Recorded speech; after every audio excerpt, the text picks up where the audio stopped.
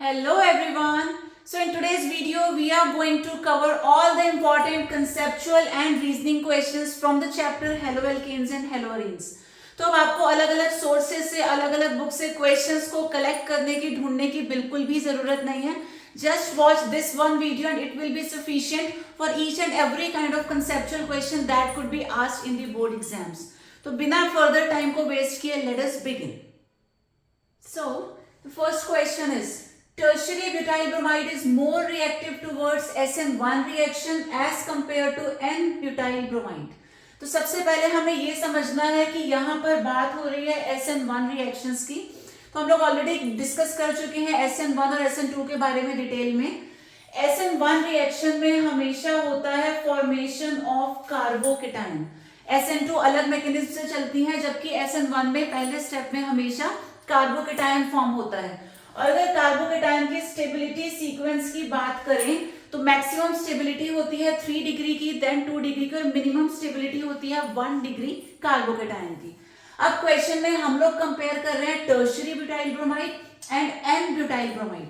तो tertiary butyl bromide कुछ ऐसा है जहां पर ब्रोमीन जिस कार्बन से अटैच्ड है वो फर्दर 3 कार्बन से जुड़ा हुआ है. तो अगर यहां से हम ब्रोमीन को एलिमिनेट करवाते हैं, ब्रोमीन को रिमूव करते हैं तो इस कार्बन पे पॉजिटिव चार्ज आएगा और यहां फॉर्म होगा 3 degree carbocation which is the most stable. On the other hand अगर एन ब्यूटाइल ब्रोमाइड की बात होती है, ये हो गया एन ब्यूटाइल ब्रोमाइड, ब्रोमीन को हम रिमूव कर भी देंगे, इस कार्बन पे आएगा पॉजिटिव चार्ज. अब ये कैसा बना? This is 1 degree carbocation because charge वाला जो कार्बन है वो फर्दर एक ही कार्बन से जुड़ा है तो ये 1 डिग्री हो गया. अब यहाँ पे बनेगा 3 डिग्री कार्बोकेटाइन, यहाँ पर फॉर्म होगा 1 डिग्री कार्बोकेटाइन. दोनों में से ज्यादा स्टेबल होता है 3 डिग्री वाला. Therefore tertiary butyl bromide is more reactive. Clear? उसके बाद next question is again important. ये है boiling point of ortho dichlorobenzene. तो डाइक्लोरोबेंजीन है, बेंजीन पे 2 क्लोरीन ग्रुप्स जुड़े हैं लेकिन पोजीशन क्या है? ऑर्थो. तो कहते हैं बॉइलिंग पॉइंट इसका ज्यादा है in comparison to para dichlorobenzene. But melting point की बात करें तो रिवर्स हो जाता है. तो पहले स्ट्रक्चर्स को समझ लेते हैं.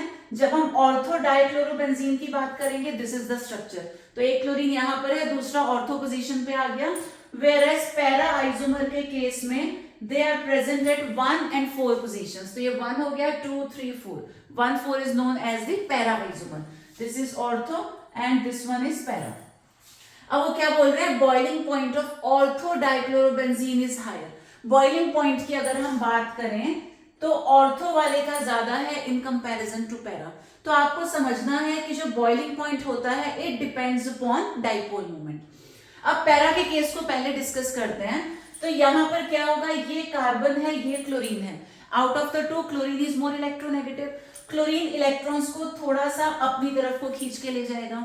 सिमिलरली इन दिस पार्ट एक कार्बन है, एक क्लोरीन है. Again chlorine being electronegative electrons को अपनी तरफ खींच के ले जाएगा. तो ऑल्दो यहाँ पे 2 बॉन्ड डाइपोल्स हैं बट क्योंकि वो ऑपोजिट डायरेक्शन में है तो they will cancel out each other. तो यहाँ का जो रिजल्टेंट डाइपोल मोमेंट आएगा वो हो जाएगा 0. ऑन दी अदर हैंड जब हम ऑर्थो आइसोमर की बात करते हैं, इसका जाएगा क्लोरीन की डायरेक्शन में, इसका जाएगा इसकी डायरेक्शन में, ये वाले क्लोरीन की डायरेक्शन में. तो नेट कुछ ना कुछ वैल्यू हमको मिलेगी. यहाँ पे नेट आ रहा है 0. तो यानी कि ऑर्थो आइसोमर के केस में डाइपोल मोमेंट ज्यादा है और जो बॉइलिंग पॉइंट है वो डिपेंड करता है डाइपोल मोमेंट पे. क्योंकि यहाँ डाइपोल मोमेंट ज्यादा, देयरफॉर इसका बॉइलिंग पॉइंट ज्यादा. वेयरएज मेल्टिंग पॉइंट जो होता है वो डिपेंड करता है सिमेट्री पे. तो यहाँ अगर हम देखें ऑर्थो वाला तो सिमेट्रिकल नहीं है लेकिन पैरा वाला बड़ा सिमेट्रिकल है. एक क्लोरीन टॉप पे है, एक क्लोरीन बॉटम पे है. तो अगर हम खूब सारे मॉलिक्यूल्स को स्टैक करते हैं, one after the other place करते हैं, तो यहाँ बीच में गैप छूट जाएगा. आप सोच के देखो, ऐसे ही बहुत सारे मॉलिक्यूल्स हैं, एक के बाद एक के बाद एक आप रखते जाओ तो वो क्लोजली फिट नहीं हो पाएंगे क्रिस्टल में, लेटिस में. ऑन दी अदर हैंड ऐसे मॉलिक्यूल्स को, पैरा आइसोमर्स को अगर हम क्लोजली पैक करते हैं, बीच में कोई गैप नहीं रहेगा, just one after the other बहुत टाइटली वो पैक हो जाएंगे. तो जितना क्लोज आएंगे उतना ज्यादा अट्रैक्शन हो जाएगा. उस अट्रैक्शन को तोड़ने के लिए उतना ज्यादा हमको एनर्जी प्रोवाइड करनी पड़ेगी. देयरफॉर मेल्टिंग पॉइंट जो है वो पैरा आइसोमर का ज्यादा है because melting point depends on symmetry और पैरा वाला है ज्यादा symmetrical. The next question is haloarenes are not reactive towards nucleophilic substitution reactions. तो पहले तो समझ लेते हैं न्यूक्लियोफिलिक सब्स्टिट्यूशन का मतलब क्या होता है। न्यूक्लियोफिलिक का मतलब कोई एक न्यूक्लियोफाइल आएगा। जो न्यूक्लियोफाइल होता है वो होता है न्यूक्लियस लविंग यानी कि पॉजिटिव लविंग। अब पॉजिटिव लविंग कौन होगा? जो खुद नेगेटिवली चार्ज्ड होगा। तो यानी कि न्यूक्लियोफाइल्स वो ग्रुप्स होते हैं जो खुद नेगेटिवली चार्ज्ड होते हैं। तो अगर हमारे पास कोई हेलोअरीन है तो हमने हेलोजन की जगह यहाँ क्लोरीन को शो कर दिया। इसकी रिएक्शन किसी अगर न्यूक्लियोफाइल के साथ करवाएं तो रिएक्शन होगी कैसे? बता रखा है सब्स्टिट्यूशन करवाना है। तो यानी कि ये नेगेटिव पार्ट अंदर आएगा, लेकिन उससे पहले ये जो नेगेटिव पार्ट है इसको बाहर जाना पड़ेगा। ठीक है, क्लोरीन चला जाएगा, उसकी जगह न्यूक्लियोफाइल आ जाएगा। बट वो बोल रहे हैं कि यहाँ पे जो रिएक्शन है वो इजिली हो नहीं पाती। तो इसका रीजन क्या है? अब रीजन ये है कि जो हेलोजन है उसके पास होता है lone pair of electrons. Lone pair अगर यहां मूव करके आएगा, यहां पे क्या हो जाएगा? डबल बॉन्ड कैरेक्टर आएगा। तो ये जो बॉन्ड दिखने में सिंगल है, this is not actually single, इसके पास होता है पार्शियल डबल बॉन्ड कैरेक्टर। और क्योंकि ये डबल बॉन्ड बन गया, डबल बॉन्ड को ब्रेक करना is not that easy. Single होता तो इजिली ब्रेक होता, क्लोरीन जाता, न्यूक्लियोफाइल आता। बट क्योंकि इस बॉन्ड के पास है पार्शियल डबल बॉन्ड कैरेक्टर, ये बॉन्ड टूटेगा नहीं, क्लोरीन जाएगा नहीं, तो न्यूक्लियोफाइल आएगा नहीं। That is why haloarenes are not reactive towards nucleophilic substitution reactions. The next question is, during the electrophilic substitution reaction of haloarenes, para substituted derivative is the major product. तो पहले ortho Meta para में जल्दी से difference को समझते हैं। एक group already present है, मान लेते हैं ये पोजीशन 1 है। अगर सेकंड ग्रुप सेकंड पोजीशन पे प्रेजेंट है, दिस इज कॉल्ड ऑर्थो। ये हो गया 1 और ये हो गया 2, ये हो गया 3। तो अगर 1 और 3 पे प्रेजेंट है, थर्ड पोजीशन पे सेकंड वाला ग्रुप प्रेजेंट है, वी कॉल इट मेटा। और उसके बाद 1 2 3 4, 1 ग्रुप पे तो प्रेजेंट होगा ही होगा। अगर फोर्थ पोजीशन पे भी कोई ग्रुप आता है, देन इट बिकम्स पैरा। तो 1 2 is ortho, 1 3 is meta, 1 4 position होता है पैरा। अब वो बोल रहे हैं out of these 3 para substituted derivative is the major product. ये पैरा वाला मेजर है। मेजर होने का मतलब this is the most stable. सबसे ज्यादा कौन बनेगा मेजर क्वांटिटी में? जो सबसे ज्यादा स्टेबल होगा। तो ये स्टेबल क्यों है? यहाँ पे दो ग्रुप्स बिल्कुल पास पास में है, रिपल्शन होगा। यहाँ दो ग्रुप्स कंपैरेटिवली पास ही हैं, यहाँ भी रिपल्शन के चांसेस हैं। लेकिन पैरा के केस में they are simply opposite to each other, बहुत दूर दूर है, रिपल्शन नहीं होगा। और उस रिपल्शन को हम क्या बोलते हैं? We call it steric hindrance. तो हम बोलेंगे कि पैरा वाले केस में स्टेरिक हिंड्रेंस बहुत ही कम है, रिपल्शन ना के बराबर है, therefore this is the most stable. Next, the product formed during SN1 reaction is a racemic mixture. अब SN1 SN2 के बारे में डिस्कशंस ऑलरेडी हो चुके हैं। तो ये जो SN1 होता है, यू नीड टू रिमेंबर, यहाँ पे हमेशा कार्बोकेटायन फॉर्म होता है। अब कार्बोकेटायन कुछ ऐसा होगा जहां कार्बन 3 बॉन्ड्स बनाएगा और एक उसके पास पॉजिटिव चार्ज है। तो ये जो कार्बोकेटायन होता है, this is planar and sp2 hybridised. अब यहाँ पे अगर कोई भी न्यूक्लियोफाइल अटैक करने आएगा तो अटैक दोनों डायरेक्शन से पॉसिबल है, क्योंकि सिर्फ 3 ग्रुप्स यहाँ पे प्रेजेंट हैं जो कि काफी दूर दूर है, ये स्टेबल है, यहाँ पे कोई स्टेरिक हिंड्रेंस नहीं है, रिपल्शन के चांसेस नहीं है। तो जो ग्रुप अटैक करने आएगा वो यहाँ फ्रंट से भी आ सकता है और वो बैक साइड से भी आ सकता है, क्योंकि दो साइड से आएगा तो दो टाइप के प्रोडक्ट बनने के इक्वल चांसेस हैं, 50-50। देयरफॉर जो हमको प्रोडक्ट मिलता है वो होता है racemic mixture. Now the next, the CCl bond length in chlorobenzene is shorter than that in CH3Cl. तो कंपैरिजन हो रहा है between chlorobenzene and methyl chloride CH3Cl. ये रहा क्लोरोबेंजीन, ये है हमारे पास CH3Cl। तो यहां पर तो ये जो इनके बीच का बॉन्ड है, this is purely single bond. लेकिन जब हम बात करते हैं क्लोरोबेंजीन की, यहां पर हमारे पास 3 डबल बॉन्ड्स हैं रिंग के अंदर। उसके साथ जो क्लोरीन है उसके पास है लोन पेयर ऑफ इलेक्ट्रॉन्स। तो ये लोन पेयर जब यहां मूव करके आएंगे, यहां पे आएगा पार्शियल डबल बॉन्ड कैरेक्टर। दिखने में जो हमें सिंगल लग रहा था वो एक्चुअली सिंगल नहीं है, लोन पेयर की वजह से इसके पास आता है पार्शियल डबल बॉन्ड कैरेक्टर। अब एक बड़ा सिंपल सा कॉन्सेप्ट है जो हमने पढ़ा हुआ है कई बार।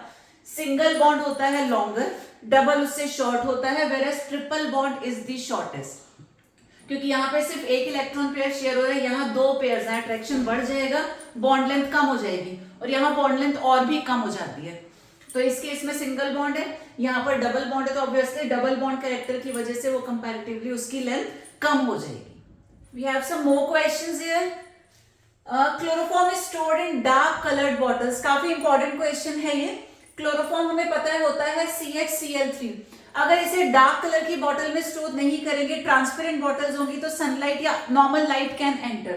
तो लाइट और ऑक्सीजन की प्रेजेंस में जो क्लोरोफॉर्म है इसका ऑक्सीडेशन हो जाता है, तो CH3 get converted to COCl2 जिसका नाम होता है phosgene, and this is a poisonous gas. तो क्लोरोफॉर्म के ऑक्सीडेशन को प्रिवेंट करने के लिए this is always stored in dark coloured bottles. Next, alkyl halides though polar are immiscible with water. तो जो एल्काइल हैलाइड्स होते हैं RH, ये कैसे होते हैं? ये पोलर होते हैं, बिकॉज X जो हैलोजन है वो इलेक्ट्रोनेगेटिव है, उस पे आएगा पार्शियल नेगेटिव चार्ज, तो जो एल्काइल पार्ट है वो हो जाएगा पार्शियली पॉजिटिव. और वाटर की अगर हम बात करें, वाटर भी पोलर होता है, where hydrogens are partially positive whereas oxygen is partially negative. अब सॉल्युबिलिटी के लिए जब भी हम किसी एक सब्सटेंस को दूसरे में डिसॉल्व करते हैं तो कॉन्सेप्ट होता है like dissolves like. Polar substances polar में डिसॉल्व होते हैं, whereas non polar substances non polar solvents में डिसॉल्व होते हैं. तो यहां अगर इसको ऑब्जर्व करें, ये भी स्लाइटली पोलर है, वाटर तो पोलर होता ही है, but still alkyl halides do not gate dissolved in water. वो इमिसिबल होते हैं, मिक्स नहीं होते पानी के साथ. तो इसका रीजन क्या है? जो एल्काइल हैलाइड के मॉलिक्यूल्स हैं, क्योंकि वो पोलर हैं, उनके बीच में कुछ ना कुछ अट्रैक्शन होता है. ऐसे ही जो वाटर मॉलिक्यूल्स होते हैं, इनके बीच में हाइड्रोजन बॉन्डिंग होती है. तो यहाँ के जो अट्रैक्शंस हैं वो ज्यादा हैं, जो वाटर मॉलिक्यूल के बीच के अट्रैक्शंस हैं वो भी ज्यादा हैं. अब जब एल्काइल हैलाइड को वाटर में हम डिसॉल्व करने की कोशिश करते हैं तो इन दोनों के बीच के इंटरैक्शंस होते हैं वीक. वीक होने की वजह से ये इसमें डिसॉल्व नहीं हो पाएगा. इनके खुद के जो अट्रैक्शंस हैं वो काफी स्ट्रांग होते हैं. The next question is Grignard reagent should be prepared under anhydrous conditions. Again one of the important questions. तो सबसे पहले देख लेते हैं Grignard reagent होता क्या है. तो Grignard reagent is RMgX. Alkyl halide के बीच में Mg की एंट्री हो गई, तो ठीक है, RMgX को हम लोग बोलते हैं Grignard reagent. इसमें अगर कहीं से भी मॉइस्चर आ गया, हमने क्या लिखा, इनको जब प्रिपेयर करते हैं तो कंडीशन होनी चाहिए एनहाइड्रस, यानी कि बिल्कुल भी पानी नहीं होना चाहिए, मॉइस्चर नहीं होना चाहिए. क्यों? क्योंकि अगर मॉइस्चर आया, मॉइस्चर के आने से वाटर का मतलब क्या हुआ, H positive and OH negative. यहां से R जो है वो इस H के साथ कंबाइन करके ये कन्वर्ट हो जाएगा इनटू एल्केन, और जो Mg है उसके पास एक X था, दूसरा यहाँ से ये नेगेटिव पार्ट भी उसी में ऐड हो जाएगा. ये तो हो गया हमारा साइड प्रोडक्ट. तो ये जो ग्रिग्नार्ड रिएजेंट है ये डिकम्पोज हो जाता है इनटू एल्केन. तो इसी डिकम्पोजिशन को रोकने के लिए मॉइस्चर बिल्कुल भी नहीं होना चाहिए. The conditions must be anhydrous. Moving to the next question. थायमिल chloride is preferred for preparing alkyl halides from alcohols. अब एल्कोहल को अगर एल्काइल हैलाइड में हमें चेंज करना है तो कई सारे ऑप्शंस हमारे पास हैं, कई सारे मेथड्स होते हैं, बट थायमिल क्लोराइड को ही बेस्ट माना जाता है, इसको प्रिफर किया जाता है. तो जब हम एल्कोहल की रिएक्शन थायमिल क्लोराइड के साथ कराते हैं, this is the main product, alkyl halide हमको मिलता है, प्लस यहाँ पे दो बाय प्रोडक्ट्स होते हैं, side products SO2 and HCl. अब क्या अच्छी बात है, ये दोनों जो है these are gaseous products, gases हैं, ये दोनों एस्केप हो जाएंगी, यहाँ से उड़ जाएंगी. We are left only and only with the major product. तो हमें साइड प्रोडक्ट्स को हटाने का कोई काम नहीं करना, कोई मिक्सचर नहीं मिलेगा, बिकॉज ये खुद ही यहाँ से एस्केप हो जाते हैं.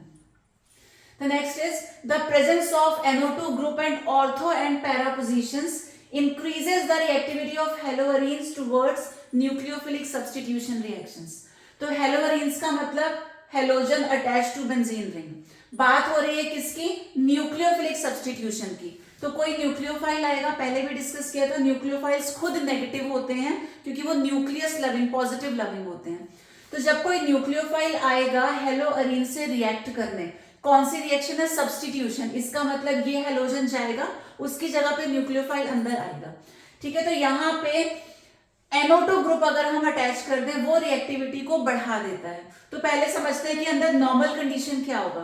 तो हेलोअरीन में अगर कोई भी न्यूक्लियोफाइल आता है तो यहाँ रिएक्ट करने में उसको बहुत ज्यादा प्रॉब्लम होती है. कई सारे फैक्टर्स होते हैं. पहला ये है कि इसके पास नेगेटिव चार्ज है, अंदर भी खूब सारा नेगेटिव चार्ज है, तो नेगेटिव में रिपल्शन होगा, तो न्यूक्लियोफाइल जल्दी से अप्रोच कर ही नहीं पाता. ठीक है। अब अगर इसमें हम NO2 ग्रुप ऐड करते हैं ऑर्थो एंड पैरा पोजीशन, तो ये है ऑर्थो, ये है पैरा, तो NO2 ऐड करने से क्या होगा, जो NO2 ग्रुप होता है दिस इज इलेक्ट्रॉन विदड्रॉइंग, तो ये जो NO2 ग्रुप है ये अपनी तरफ इलेक्ट्रॉन्स को खींच लेता है, तो इसने कुछ इलेक्ट्रॉन्स को अपनी तरफ खींचा, इसने भी कुछ इलेक्ट्रॉन्स को अपनी तरफ खींचा। तो जो न्यूक्लियोफाइल को प्रॉब्लम आ रही थी, क्योंकि ये खुद नेगेटिव है, नेगेटिव से रिपल्शन हो रहा था, इलेक्ट्रॉन्स तो NO2 ले गया, तो वो जो रिपल्शन वाली प्रॉब्लम थी काफी हद तक सॉल्व हो जाती है और न्यूक्लियोफाइल का अटैक करना इजी हो जाता है। The next, haloalkanes react with NaCN to form both cyanides and isocyanides. तो कोई भी हमने हेलोएल्केन अगर लिया, उसकी रिएक्शन हम NaCN के साथ करवाते हैं, तो दो टाइप के प्रोडक्ट्स पॉसिबल होते हैं, cyanide as well as isocyanide. तो इसको समझते हैं, बात हो रही है NaCN की, तो ये जो NaCN होता है this is an ionic compound, तो पहले ये आयोनाइज होगा, it will break to give Na positive and Cn negative. अब ये जो Cn नेगेटिव होता है this is an ambidentate nucleophile. Ambidentate क्या होता है, जो दो साइड से अटैक कर सकता है, एट अ टाइम तो किसी एक से ही करेगा, बट ये दोनों साइड से अटैक कर सकता है। तो अगर हम कोई भी एल्काइल हैलाइड लेते हैं RX, इसमें हम NaCN ऐड करेंगे तो ये वाला पार्ट आएगा अटैक करने। अब अटैक दोनों ही कर सकते हैं, तो अगर कार्बन की तरफ से अटैक होगा, Cn आके जुड़ जाएगा तो ये बन जाएगा साइनाइड, और अगर नाइट्रोजन की साइड से अटैक होगा तो Nc आकर के जुड़ेगा, तो ये बन जाएगा आइसोसाइनाइड। तो क्योंकि ये आयोनिक है, ये आयोनाइज होगा, ये मिला एम्बिडेंटेट, दोनों साइड से अटैक पॉसिबल है, देयरफॉर दो प्रोडक्ट्स पॉसिबल है, cyanide and isocyanide. Moving to the next questions, benzyl chloride gives SN1 reaction. तो SN1 के बारे में हमको पता है, यहाँ पे कार्बोकेटायन फॉर्म होता है। अब बेंजाइल क्लोराइड क्या है, बेंजीन के साथ CH2Cl, ये बेंजाइल क्लोराइड है। तो जब यहाँ कार्बोकेटायन बनेगा, सबसे पहले ये Cl रिमूव हो जाएगा, Cl नेगेटिव जाएगा, तो यहाँ CH2 पे आ जाएगा पॉजिटिव चार्ज। अब क्योंकि यहाँ पे डबल बॉन्ड्स प्रेजेंट हैं, तो यहाँ होगा रेजोनेंस, -R हो जाएगा, जिसकी वजह से दिस बिकम स्टेबलाइज्ड। तो जहां भी स्टेबिलिटी होती है वहां वो रिएक्शन प्रेफर होती ही है। Therefore due to resonance by this benzene ring, benzyl chloride gives SN1 reaction. Next है, haloalkanes react with AgCN to form isocyanide as the main product. अभी हमने NaCN का केस डिस्कस किया था, जहां पे साइनाइड और आइसोसाइनाइड दोनों के चांसेस रहते हैं, बट रिएक्शन जब AgCN के साथ होती है तो सिर्फ एक ही प्रोडक्ट बनता है, आइसोसाइनाइड। तो जो AgCN है वो NaCN की तरह आयोनिक नहीं होता है, ये होता है कोवेलेंट। अब क्योंकि ये कोवेलेंट है, यहां से ब्रेक नहीं होगा, तो सिर्फ ये कॉर्नर पे जो नाइट्रोजन है, इसके लोन पेयर की वजह से this is able to react. तो सिर्फ नाइट्रोजन अटैक कर पाएगा किसी और पर जाकर के, तो बॉन्ड नाइट्रोजन की साइड से बनेगा। जो भी हमारे पास RX है, अगर इसमें हम AgCN को ऐड करते हैं, क्योंकि Cn अलग तो होगा नहीं, सेपरेट नहीं होगा, तो इस पे जो लोन पेयर है वो आकर के यहाँ अटैक करेगा और हेलोजन यहाँ से रिमूव हो जाएगा, तो प्रोडक्ट हमको मिलेगा RNC, मतलब कि isocyanide. Now the next, plus minus butane two ol is optically inactive though it contains chiral carbon atom. तो किसी भी मॉलिक्यूल के पास अगर कायरल कार्बन होता है वो ऑप्टिकली एक्टिव होता है। For example butane two all, तो ये हमने ब्यूटेन टू ऑल ड्रॉ किया। अब ये कायरल कार्बन होता क्या है, कोई भी ऐसा कार्बन जिसके पास 4 अलग अलग ग्रुप्स हों। तो ब्यूटेन टू ऑल में अगर हम इस वाले कार्बन को देखें, एक साइड में CH3, एक साइड में हाइड्रोजन, एक तरफ OH और एक साइड में इथाइल है CH2CH3, चारों ग्रुप्स यहाँ पे अलग अलग हैं, तो ये है कायरल कार्बन। कायरल है तो ये ऑप्टिकली एक्टिव होना चाहिए, बट वो बोल रहे हैं दिस इज स्टिल इनएक्टिव। अब इनएक्टिव क्यों है, यहाँ पे प्लस माइनस शो किया है, यानी कि 2 कंपोनेंट्स हैं इसके, एक हमारे पास है डेक्स्ट्रो रोटेटरी, दूसरा हमारे पास है लीवो रोटेटरी। तो यहाँ पे दोनों की इक्वल प्रोपोर्शंस रहती है। सिर्फ प्लस होता या सिर्फ माइनस होता तो वो ऑप्टिकली एक्टिव होता। अभी हमने दोनों का मिक्सचर लिया है, प्लस एंड माइनस, तो 50% D है, 50% L है। D वाला क्लॉकवाइज रोटेट करेगा प्लेन पोलराइज लाइट को, L वाला एंटी क्लॉकवाइज रोटेट करेगा, 50-50 है, कैंसिल आउट हो जाएगा, द रिजल्ट विल बी 0, इसलिए हमने उसको बोला optically inactive. Now in the next question, allyl chlorides are hydrolysed more readily than N propyl chloride. N propyl हो गया सिंपल क्लोरोप्रोपेन, और एलाइल में क्या हो गया, एक वहां पे डबल बॉन्ड प्रेजेंट है। ठीक, अब वो कहते हैं कि यहाँ की रिएक्शन फास्ट होती है in comparison to this one. तो ये तो सिंपल मॉलिक्यूल है, बट यहाँ पे क्या है स्पेशलिटी, एक डबल बॉन्ड। डबल बॉन्ड की वजह से होगा रेजोनेंस, क्योंकि अगर ये हम रिमूव करते हैं Cl नेगेटिव, यहाँ पे आ गया पॉजिटिव चार्ज, इस पॉजिटिव को स्टेबलाइज करने के लिए ये जो पाई इलेक्ट्रॉन्स हैं मूव करके इधर आ सकते हैं। और आपको पता है जहां भी रेजोनेंस होता है वहां स्टेबिलिटी ज्यादा होती है और उसकी वजह से रिएक्शन भी उसकी फास्ट होती है। Therefore this is going to react faster in comparison to this one. We have some more questions. Dextro and levorotatory isomers of butane to all are difficult to separate by fractional distillation. तो dextro और लीवोरोटेटरी isomers की बात हो रही है। सबसे पहले समझते हैं अबाउट फ्रैक्शनल डिस्टिलेशन। ये वो मेथड है जिससे हम ऐसे कंपोनेंट्स को सेपरेट करते हैं जिनके बॉइलिंग पॉइंट में थोड़ा सा डिफरेंस हो, लेस देन 10 डिग्रीज, लेकिन डिफरेंस होना चाहिए। अब इस मेथड से हम लोग डेक्स्ट्रो एंड लीवोरोटेटरी आइसोमर्स को सेपरेट क्यों नहीं कर सकते?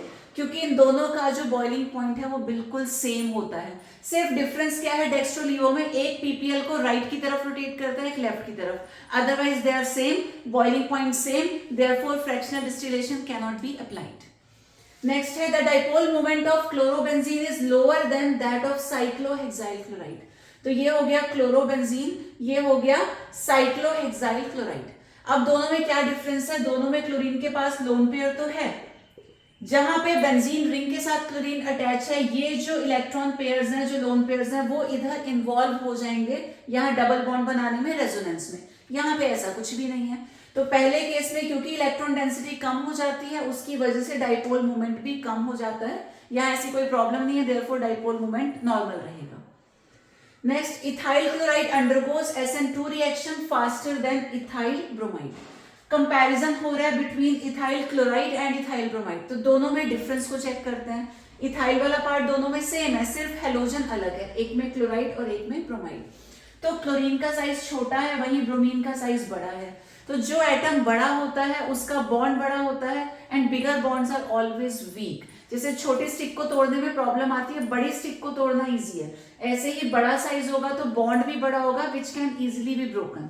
जो जल्दी ब्रेक होगा वो जल्दी रिएक्ट करेगा, क्योंकि बॉन्ड टूटा, फिर नया कुछ आके वहां अटैक कर देगा। तो हम क्या बोलेंगे, Br is a better leaving group, क्योंकि वो बड़ा है, बॉन्ड वीक है, टूट के जल्दी चला जाएगा, it is a better leaving group. Finally the last question, haloalkanes easily dissolve in organic solvents. तो प्रीवियस क्वेश्चन में हमने डिस्कस किया था कि हेलोएल्केन्स वाटर में तो डिसॉल्व नहीं होते, इमिसिबल होते हैं, बट यहाँ हम बोल रहे हैं कि हेलोएल्केन्स ऑर्गेनिक सॉल्वेंट्स में डिसॉल्व हो जाते हैं। तो क्या रीजन है? हेलोएल्केन्स के मॉलिक्यूल में खुद का जो इंटरेक्शन है, अट्रैक्शन है, वो कम है। ऑर्गेनिक सॉल्वेंट के जो मॉलिक्यूल्स हैं उनके बीच का जो इंटरेक्शन है, फोर्स ऑफ अट्रैक्शन, वो भी कम है। जब इन दोनों को आपस में मिक्स कर देते हैं तो इन दोनों के बीच का इंटरेक्शन या तो कंपैरेटिवली सेम आता है, जैसे ये था, या उससे थोड़ा सा ज्यादा आ जाता है। तो सेम भी होगा तब भी डिसॉल्व हो जाएगा, ज्यादा होगा तब भी डिसॉल्व हो जाएगा। तो वाटर के केस में तो ये कम आता है, ठीक है, इन दोनों के बीच का इंटरेक्शन कम होता है। लेकिन जब ऑर्गेनिक सॉल्वेंट है तो ये या तो इक्वल आएगा इन दोनों के, या उससे थोड़ा सा ज्यादा आएगा। Therefore haloalkanes are easily soluble in organic solvents.